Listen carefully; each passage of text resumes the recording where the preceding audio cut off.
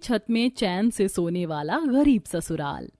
सरोज अपने कमरे में खिड़की के पास बैठकर किताबें पढ़ रही होती है। तभी अचानक से तेज बारिश होने लगती है, जिस वजह से खिड़की के जरिए बारिश के कुछ छींटे सरोज के ऊपर आती हैं। साथ ही तेज बारिश होने की वजह से बारिश की आवाज सुनकर सरोज किताब बंद करके गुस्से में खड़ी होती है और खिड़की बंद करते हुए खुद से कहती है, इस बारिश ने तो मेरा सारा मूड ही खराब कर दिया, इसे भी अभी होनी थी। सरोज खिड़की बंद करके बाहर जाती है, जहां वो देखती है कि उसका पूरा परिवार बालकनी पर बैठकर चाय पकौड़ी खाते हुए बारिश के मजे ले रहे हैं। आ गई मेरी बच्ची, देख बाहर कितनी अच्छी बारिश हो रही है, तू भी हमारे साथ बालकनी पर बैठकर चाय पकौड़े खा ले और बारिश के मजे ले ले। बारिश का मौसम सभी मौसमों से सबसे अच्छा होता है। पता नहीं आप लोगों को कैसे बारिश पसंद है, मुझे तो बारिश और बारिश की आवाज से भी परेशानी होती है। मुझे नहीं खाना आप लोगों के साथ चाय पकौड़े इस बारिश में। ओहो, आज तुम्हें बारिश पसंद नहीं है, बारिश से इरिटेशन होती है, पर देखना आने वाले समय में तुम्हें बारिश कितनी पसंद आएगी। भाभी, मुझे अपनी पूरी जिंदगी में बारिश कभी पसंद नहीं आने वाली। बारिश में देखा कितने सारे कीड़े, उमस और चिपचिपी गर्मी होती है, ऊपर से जगह जगह रोड पर पानी भर जाता है। इस कीचड़ और गीले मौसम में मेरा बाहर कदम रखने का दिल नहीं करता। मुंह बनाकर सरोज फिर से अपने कमरे में चली जाती है। इसी तरह कुछ दिन बीत जाते हैं और एक दिन जब सरोज कॉलेज में होती है तो कॉलेज की छुट्टी होते ही तेज बारिश होने लगती है।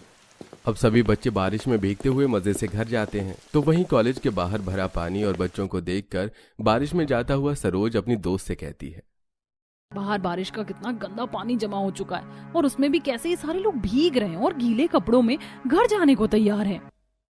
तू कभी बारिश को एंजॉय नहीं करती, इसीलिए तुझे बारिश से इतनी चिढ़ है, पर आज मैं तुझे बारिश में एंजॉय करवाऊंगी। फिर देखना तुझे ये गंदा पानी नहीं बल्कि बारिश की बूंदें नजर आएंगी और बारिश होते ही तू भी मोरनी की तरह इस बारिश में नाचना शुरू कर देगी। सीमा काफी जिद करती है, पर सरोज बारिश में भीगने को तैयार नहीं होती और बारिश रुकने के बाद जब उसका ड्राइवर आता है तो वो अपने ड्राइवर के साथ घर जाती है। इसी तरह कुछ दिन बीत जाते हैं और एक दिन सीमा अपने कुछ दोस्तों के साथ एक रेस्टोरेंट में जाती है, जहां वो बाहर छाते के नीचे टेबल कुर्सी पर बैठकर खाना एंजॉय कर रही होती है। मौसम तो एकदम से बदल गया है, किसी भी वक्त बारिश हो सकती है। अगर बारिश होगी तो मजा आ जाएगा। यार प्लीज मेरे सामने बारिश का नाम मत लिया करो। बारिश का नाम सुनते ही मुझे वही चिपचिपी गर्मी, रोड पर जमा गंदा पानी, कीड़े नजर आते हैं। इसीलिए जब मैं यहाँ से चली जाऊं तभी बारिश शुरू हो। सरोज इतना बोल ही रही होती है कि तभी अचानक से बारिश शुरू हो जाती है। जहां सरोज के सभी दोस्त बारिश में भीगने लगते हैं तो वहीं सरोज रेस्टोरेंट के अंदर जाती है, पर इस बार सीमा भी पूरा मन बना लेती है कि वो सरोज को गीला करके रहेगी और इसीलिए वो जबरदस्ती उसका हाथ पकड़कर उसे बाहर खींच कर लाती है और बारिश में गीला करती है। देखा, बारिश इतनी भी खराब नहीं, मजा आ रहा है ना। इस बारिश में और गंदे पानी में खड़े होकर तुझे मजा आ रहा है, मुझे नहीं। तेरी वजह से मैं पूरी गीली हो गई, अब मैं घर कैसे जाऊंगी। सरोज अपनी दोस्त पर चिल्लाने लगती है और चिल्लाती हुई रेस्टोरेंट के अंदर जाती है। तभी वहां दीपक नाम का एक वेटर आता है और ये सब देख सरोज से कहता है, लगता है आपको गीला होना बिल्कुल भी पसंद नहीं है। आप बड़ी परेशान भी लग रही हैं इस बारिश की वजह से। वैसे मेरी बहन ने मुझे टेलर से सूट लाने के लिए कहा था। मैंने टेलर से तो सूट ले लिया, पर अब शाम को ही घर जाकर दे पाऊंगा। पर मुझे लगता है इस वक्त आपको इस सूट की ज्यादा जरूरत है। आप मेरी बहन की ड्रेस ले लीजिएगा, मैं इसी रेस्टोरेंट में काम करता हूँ। 1-2 दिन में आप वापस कर देना, मैं अपनी बहन को समझा लूंगा, वो कुछ नहीं बोलेगी। थैंक यू मुझे समझने के लिए, आप प्लीज मुझे ये ड्रेस दे दीजिए। दीपक अपनी बहन का सूट सरोज को देता है, जिसे बदलकर सरोज अपने घर जाती है और अगले दिन सरोज दीपक को उसकी बहन की ड्रेस देने उसी रेस्टोरेंट में वापस आती है। आप इसी रेस्टोरेंट में वेटर का काम करते हैं, आप बहुत अच्छे हैं। आज तक मेरे दोस्त और घर वाले भी मुझे नहीं समझ सके जितना आप मुझे एक दिन में समझ लिए। आपसे मिलकर बहुत अच्छा लगा और इस ड्रेस के लिए थैंक यू। अरे कोई बात नहीं, यह तो मेरा फर्ज था। दीपक की अच्छाई देखकर सरोज दीपक को पसंद करने लगती है। इसी तरह कुछ दिन बीत जाते हैं और वो दोनों अब रोज मिलते हैं और देखते ही देखते एक दूसरे को पसंद करने लगते हैं। दीपक सरोज को अपनी आर्थिक स्थिति के बारे में सब बता देता है, पर सरोज उसके पैसे से कोई मतलब नहीं रखती। ऐसे ही एक दिन जब सरोज कॉलेज से घर आ रही होती है तो बारिश और रोड पर भरे पानी की वजह से उसकी कार गड्ढे में फंस जाती है। क्या हुआ, तुमने गाड़ी क्यों रोक दी? अरे मैडम, बाहर बहुत तेज बारिश हो रही है, रोड पर पानी भरा हुआ है, गड्ढों का कोई पता ही नहीं चल रहा है। लगता है गाड़ी गड्ढे में फंस गई है। आप गाड़ी में बैठी रहिए, मैं किसी से कहकर धक्का लगवाता हूँ। इसीलिए मुझे बारिश नहीं पसंद। ड्राइवर गाड़ी से निकलकर बारिश में कुछ लोगों से मदद लेता है और गाड़ी को धक्का लगवाता है। कुछ ही देर में सरोज अपने घर जाती है और इसी तरह देखते देखते 10 महीने बीत जाते हैं और एक दिन सरोज के घर उसके रिश्ते की बात चलती है। सब लिविंग हॉल में फोटो देखकर बात कर रहे थे। ये देख सरोज अपने घर वालों को दीपक के बारे में बताती है। पापा, ये क्या कह रही है? इसको उस गरीब से शादी करनी है। अरे तो उसके साथ कभी खुश नहीं रह पाएगी। हाँ पापा, भैया को समझाओ ना। दीपक भले ही गरीब है पर वो बहुत अच्छा है। वो मेरा बहुत ख्याल रखता है। आपको पता है वो बहुत अच्छे से समझता है मुझे कि मुझे बारिश से कितनी नफरत है।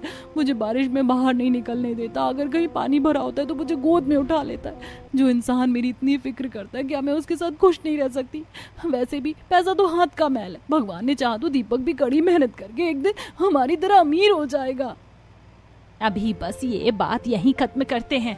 अगर सरोज ने मन बना लिया है तो हम उसकी शादी उसी लड़के से कर देंगे। पर बेटी, तुझे कभी भी लगे कि तू उस घर में खुश नहीं, वो गरीब तेरे लायक नहीं है, तो तू हमें बताना।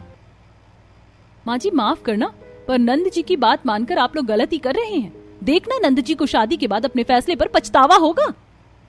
सरोज किसी की नहीं सुनती और कुछ ही दिन में सरोज के घर वाले रिश्ता लेकर दीपक के घर जाते हैं। क्योंकि लड़की वाले खुद रिश्ता लेकर आए थे, इसलिए दीपक के घर वाले भी इस रिश्ते के लिए मना नहीं कर पाते। देखते ही देखते कुछ दिनों में सरोज और दीपक की शादी हो जाती है और जब सरोज शादी करके ससुराल आती है तो बाहर का मौसम काफी खराब होता है। माँ जी, बाहर बहुत तेज आंधी तूफान चल रही है। मौसम बिगड़ रहा है। बारिश हो उससे पहले देवरानी जी का गृह प्रवेश कर दीजिए। दादी, पूजा की थाल मुझे दे दो। मुझे भी चाचा और चाची को टीका लगाना है। पहले चाचा चाची को घर में तो आने दो। क्योंकि बाहर तेज आंधी तूफान हवा चल रही थी, इसलिए पार्वती जल्दी से अपनी बहू का गृह प्रवेश करवाती है और काजल अपनी भाभी को उसके कमरे में ले जाती है। मैं जानती हूँ आपको अपने ससुराल का कमरा पसंद नहीं आया होगा। आप तो इतने बड़े घर की बेटी हैं। आपका कमरा तो हमारे घर से भी बड़ा होगा ना? ऐसा कुछ नहीं है। घर छोटा हो या बड़ा, बस आपस में प्यार होना चाहिए। और मुझे तो अपना ये छोटा सा कमरा भी बहुत पसंद आ रहा है। सरोज, तुम आराम कर लो, बाहर बारिश हो रही है और कल तुम्हारी पहली रसोई भी है। पूजा और काजल वहां से चले जाते हैं, जिसके बाद सरोज भी सिंपल साड़ी में आ जाती है। अब जहां पूजा अपने कमरे में अपनी बेटी नंद के साथ सोती है तो वहीं हॉल में आशा सूरज सोते हैं। देखते ही देखते रात ज्यादा हो जाती है और बारिश भी तेज हो जाती है, जिस वजह से आधी रात को सरोज के कमरे की छत टपकने लगती है। पर फिर भी दीपक आराम से सो रहा होता है, पर छत टपकने और बारिश की आवाज से सरोज की आंख खुल जाती है और वो बैठ जाती है। मुझे तो समझ नहीं आता, ये हर साल 3-4 महीने के लिए बारिश का मौसम क्यों आता है? दीपक, दीपक उठो, मुझे नींद नहीं आ रही है। देखो हमारे कमरे की छत टपक रही है और बारिश की भी आवाज कितनी तेज आ रही है। माफ करना सरोज, हमारा घर बहुत पुराना और कच्चा है, इसलिए छत टपक रही है। पर तुम फिक्र मत करो, मैं अभी सारी खिड़की दरवाजे बंद कर देता हूँ, फिर तुम्हें बारिश की आवाज नहीं आएगी। और जहाँ से छत टपक रही है वहां पर मैं कुछ बर्तन लगा देता हूँ, फिर तुम आराम से सो जाना। इतना बोलकर दीपक बाहर से कुछ बाल्टी और पतीले ले आता है और जहां से छत टपक रही होती है उन जगहों पर उन्हें लगा देता है। साथ ही खिड़की दरवाजे भी बंद कर देता है, जिससे बारिश की आवाज तो नहीं आती, पर बारिश जब टपकती छत से बर्तनों में गिरती है तो उसकी आवाज तेज आती है। अब दीपक तो आराम से सो जाता है, पर सरोज को अब भी नींद नहीं आती। दीपक कितने आराम से सो रहा है इस बारिश में टूटी छत के नीचे। भला टूटी छत के नीचे इतनी चैन से कौन सो सकता है? बाहर जाकर देखती हूँ, कहीं बाकी लोगों का भी तो मेरी तरह हाल नहीं है। सरोज जब बाहर जाती है और वो देखती है कि बाहर आशा और सुरेश भी दीपक की तरह चैन से बारिश में टूटी छत के नीचे सो रहे हैं और घर में हर जगह बाल्टी टब लगा हुआ है। यहाँ भी वही हाल है जो मेरे कमरे का है। ये लोग टूटी छत के नीचे भी कैसे चैन की नींद सो रहे हैं और मेरी आंखों में नींद ही नहीं है। कहीं मैंने इस गरीब घर में शादी करके गलती तो नहीं कर दी? कहीं भैया सही तो नहीं बोल रहे थे? अब मैं क्या करूं? सरोज सोचते सोचते वहीं दीवार के सहारे बैठ जाती है और कब उसकी आंख लग जाती है उसे पता भी नहीं चलता। सुबह जब पार्वती, सुरेश और पूरा परिवार उठता है तो वो सब देखते हैं कि सरोज नीचे जमीन पर सो रही है। बहू, उठो तुम।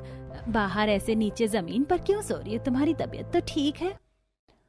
वो रात को बारिश हो रही थी और घर की छत टपक रही थी, इसलिए मुझे नींद नहीं आई और मैं यहीं बैठ गई। बारिश जब बंद हुई और बैठे बैठे कब सो गई मुझे कुछ पता ही नहीं चला। पार्वती, बहू की नींद पूरी नहीं हुई है। बहू, तुम थोड़ा और सो जाओ, तुम्हारी पहली रसोई हम कल करवा लेंगे। नहीं नहीं पापा जी, मैं ठीक हूँ, मैं आज ही अपनी पहली रसोई करूंगी। अब सरोज तैयार होकर बाहर आती है और अपनी नंद जेठानी के साथ अपनी पहली रसोई की तैयारी करती है। बस बस सरोज, हलवे में इतनी चीनी काफी है। काजल, तुमने सब्जियां काट ली? हाँ भाभी, मैंने सब्जियां काट दी हैं। अब मैं घर की सफाई करनी चाह रही हूँ। मुझे भी स्कूल जाना है माँ। कभी तो माँ का पीछा छोड़ दिया कर, अब तेरा भाई या बहन आने वाला है। चल मैं तुझे आज स्कूल छोड़ कर आती हूँ। ससुराल वालों का प्यार देखकर सरोज को बहुत अच्छा लगता है। कुछ देर में उससे मिलने उसके भैया भाभी आते हैं, जिन्हें वो बिठाती है और चाय देती है। कैसी है मेरी प्यारी बहन अपने ससुराल में? हाँ, आज तो तेरी पहली रसोई है ना, इसलिए सोचा कि तेरी भाभी के साथ तुझसे मिलने तेरे गरीब ससुराल आ जाऊं और देख लूं तुझे कि तूने बारिश में कैसे घर में रात गुजारी। सरोज, तुम इस घर में कैसे रह रही हो? रात में कितनी बारिश हुई थी। तुम्हें तो बारिश से इरिटेशन होती है ना? तुम्हारे घर की छत भी कहीं कहीं से टूटी है, दीवार में भी दरार है। रात में क्या तुम्हें इरिटेशन नहीं हुई? नहीं भाभी, क्योंकि यहाँ मेरा ख्याल रखने के लिए मेरा पूरा परिवार है। अब आप लोग आए हैं तो खाना खाकर जाइएगा। सरोज सारी रात नहीं सो पाती और इस बारे में अपने भैया भाभी को कुछ नहीं बताती। वो खाना बनाकर चटाई बिछाती है और खाना लगाती है। फिर सब बैठकर हलवा पूरी आलू की सब्जी खाते हैं और सब उसकी काफी तारीफ करते हैं और शगुन भी देते हैं। ये देख भैया भाभी खाना खाकर चले जाते हैं।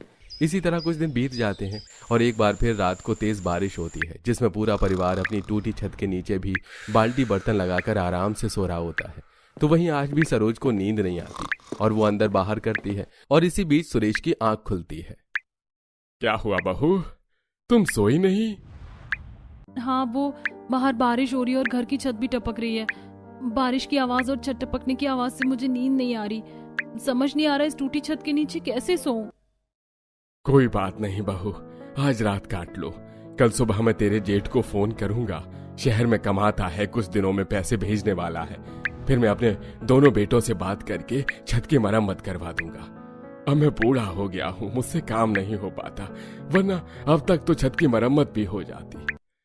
विनोद के कहने पर सरोज कमरे में जाती है और सोने की कोशिश करती है, पर जब तक बारिश नहीं रुकती वो सो नहीं पाती। तो वहीं अब भी पूरा परिवार चैन की नींद ले रहा होता है। इसी तरह कुछ दिन बीत जाते हैं और पूरी रात बारिश होने की वजह से रोड पर गलियों में पानी भरा होता है। घर के बाहर पानी कीचड़ देखकर सरोज हाथ में सब्जी का थैला लिए दरवाजे पर ही खड़ी हो जाती है। क्या हुआ बहू, तुम्हें मेरे साथ बाजार नहीं चलना? माँ, सरोज को रहने दो, उसे बारिश के पानी और कीचड़ से बहुत परेशानी है। ऐसी बात है देवर जी, तो मुझे पहले बताना चाहिए था ना। कोई बात नहीं सरोज, तुम खाना बना लो, मैं माँ जी के साथ सब्जी ले आऊंगी। पर आप गर्भवती हैं, पानी की वजह से रोड पर कहाँ गड्ढे हैं आपको पता भी नहीं चलेगा। माँ, मैं भी आपके साथ बाजार चलूं? मुझे बारिश के पानी और कीचड़ से कोई परेशानी नहीं। हाँ चलो। सरोज, मैं पिछले 7 साल से रह रही हूँ, यहाँ के सभी गड्ढे के बारे में जानती हूँ। इतना बोलकर पूजा अपनी सास के साथ रोड पर पानी भरा होने के बाद भी बाजार जाती है और इस तरह धीरे धीरे सरोज की सोच बदलने लगती है। अब वो खाना बनाने के लिए जैसे ही जाती है तेज बारिश हो जाती है और इसी तेज बारिश में एक बार फिर सरोज के भैया आशा के साथ घर आते हैं। और जब सरोज खाना बना रही होती है तो छत टपकने की वजह से बारिश का गंदा पानी उसके खाने में चला जाता है और ये देख आशा अपनी बेटी से कहती है, बेटा तू कैसे यहाँ रह रही है? बारिश का पानी खाने में चला गया, अब क्या तू दोबारा खाना बनाएगी? यहाँ तो जगह जगह तुम्हारे घर की छत टपक रही, तुम रात में कैसे सोती हो बारिश में? और करो अपनी मनमानी, अगर बड़ों की बात नहीं सुनेगी तो यही सब होगा ना। भैया, आपको मेरी फिक्र करने की जरूरत नहीं है, मैं यहाँ बहुत खुश हूँ। और रही खाने की बात, तो सब्जी खराब हुई है, छोले चावल दाल रोटी अब भी सही सलामत है। अपनी बेटी को अपनी आंखों के सामने बारिश में भी काम करता देख आशा की आंखें भर आती हैं। समय यूं ही गुजरता है और जब भी रात को बारिश होती बेचारी सरोज सारी रात नहीं सो पाती। तो वहीं पूरा परिवार अब चैन की नींद भी सो रहा होता है। 1 महीने होने को है, पर अब तक इन लोगों की तरह मेरी आदत क्यों नहीं बनी टूटी छत के नीचे बारिश में सोने की। भला इस बारिश में कोई टूटी छत के नीचे इतनी चैन की नींद कैसे सो सकता है। सरोज बारिश से जितनी परेशान हो रही थी उतना ही अच्छा उसे अपने ससुराल वालों के साथ लगने लगा था। ऐसे एक दिन काफी बारिश होती है जिसकी वजह से न सिर्फ आज उनके घर की छत टपकती है बल्कि उनके घर में पानी भर जाता है। भाभी आप रहने दो, आपको बारिश से प्रॉब्लम होती है। होती थी, पर अब मैं आदत डाल रही हूँ आप लोगों की तरह इन परेशानियों का सामना करने की। इतना बोलकर सरोज भी अपने ससुराल वालों के साथ घर से पानी निकालने लगती है और तभी रवि छतरी लिए शीतल के साथ आता है और उसे घर से पानी खाली करता देख उस पर हंसने लगता है। मायके में तो तू बड़े नखरे दिखाती थी कि मुझे बारिश की आवाज से भी चिढ़ होती है, और आज अपने ससुराल वालों के साथ मिलकर घर से बारिश का पानी खाली कर रही है। यही जिंदगी चुनी थी तूने अपने लिए। नंद जी, आप यहाँ ज्यादा दिन नहीं रह पाओगे, हमारे साथ चलो। जब बारिश का मौसम खत्म हो जाए तो वापस आ जाना। ये गरीब लोग आपको कोई फैसिलिटीज नहीं दे पाएंगे। बस बहुत हो गया, आप लोग यहाँ बार बार बस मेरा और मेरे परिवार का मजाक बनाने आते हैं, पर मेरे ससुराल वाले मेरे बारे में बहुत सोचते हैं। और रही मेरे घर की टूटी छत और घर में जमा पानी की, तो बहुत जल्द हमारे घर की छत की भी मरम्मत होगी और घर में पानी भी नहीं भरेगा। और जब ऐसा होगा उस दिन मैं आप सबको बुलाऊंगी रात भर रुकने के लिए। इस बात सरोज अपने भैया भाभी की एक नहीं सुनती, तो वहीं रवि और शीतल भी सरोज की बात सुनकर वहां से चले जाते हैं। देखते ही देखते रात हो जाती है। पूरे दिन पानी खाली करने की वजह से पूरा परिवार काफी ज्यादा थक चुका था, इसलिए छत टपकने के बाद भी वो लोग आराम से सो जाते हैं। पर सरोज नहीं सोती और तभी वो अपनी सहेली को फोन करती है। सीमा, तू जहाँ काम कर रही है वहाँ मेरी भी जॉब लगवा दे। तू बता रही थी वहाँ वैकेंसी है। वैकेंसी फुल होने में समय ही कितना लगता है, तू ऑनलाइन जॉब अप्लाई कर ले। पूरी रात बारिश होती है और सरोज अपनी टपकती छत के नीचे एक कोने में बैठकर जॉब सर्च करती है। अब अगले दिन सरोज इंटरव्यू देने के लिए रोड पर भरा पानी होने के बाद भी बिना किसी को बताए इंटरव्यू देने जाती है और शाम को घर आती है जहां सब परेशान बैठे थे। सरोज, तुम सबको बिना बताए कहाँ चली गई थी? हाँ बहू, तुझे पता है हम कितने परेशान हो गए थे। मैं इंटरव्यू देने के लिए गई थी और आप सबके लिए खुशखबरी है, मेरी जॉब लग गई है। अब मैं अपनी पहली सैलरी से घर की मरम्मत करवाऊंगी। नहीं बहू, तुझे अपनी पहली सैलरी से छत की मरम्मत करवाने की जरूरत नहीं है, क्योंकि शहर से तेरे जेठ ने पैसा भेजा है और कुछ पैसे मैंने भी अपनी पेंशन के रखे थे और दीपक भी कुछ पैसे दे रहा है। इतने पैसे हो गए कि छत की मरम्मत करवा सके। सुरेश अपने दोनों बेटों के पैसे और अपनी पेंशन के पैसे मिलाकर छत की मरम्मत करवाता है। इसी तरह कुछ दिन बीत जाते हैं और सरोज अपनी पहली सैलरी से घर में प्लास्टर पेंट करवाकर अपने मायके वालों को तेज बारिश में घर बुलाती है और सब चटाई पर बैठकर खाना खा रहे होते हैं। चाची, मुझे पता है आज आपके भैया भाभी मम्मी पापा आए, इसीलिए हमारे घर में छप्पन भोग बने हैं। अंकल, आज रात आप हमारे घर ही रुकना, अब हमारे घर की छत नहीं टपकती। हाँ बेटा, आज हम तुम्हारे ही घर में रुकेंगे। सरोज, मुझे बहुत अच्छा लग रहा है अपनी इस बेटी को देखकर। मैंने तुझे बड़े ही नाजों से पाला, पर तूने साबित कर दिया जब इंसान पर मुसीबत पड़ती है तो उसका भी सामना कर लेता है। भैया, अब तो नहीं लगता ना आपको कि मैं यहाँ खुश नहीं? सरोज की बात सुनकर रवि हंस देता है। फिर सब खाना खाते हैं, जिसके बाद काजल और पूजा उनके सोने का इंतजाम करती है। ये सब देख रवि और शीतल की भी सोच बदल जाती है और वो लोग पूरी रात तेज बारिश में सरोज के ससुराल रुकते हैं, पर उन्हें बाहर हो रही बारिश का एहसास तक नहीं होता। और सुबह रवि अपनी बहन से कहता है, आखिर तूने मुझे गलत साबित करके दिखाई दिया। ये सब तूने और तेरे ससुराल वालों ने अपने दम पर किया है। मेरी तरह तुझे कुछ भी किया कराया नहीं मिला। जो रवि हमेशा अपनी बहन का मजाक बनाकर जाता था, आज वो अपनी बहन से खुश होकर घर आता है। और इसी तरह बहुत जल्द दीपक का भी प्रमोशन हो जाता है और उनके घर की आर्थिक स्थिति भी पहले से बेहतर हो जाती है।